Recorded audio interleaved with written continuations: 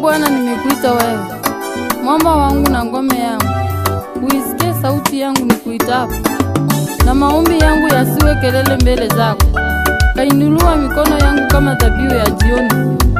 Bwana, naomba uweke mlinzi kinywani pangu, mkojezi mlangoni pa midomo yangu, wala usiruhusu moyo wangu yakimbilie mabaya.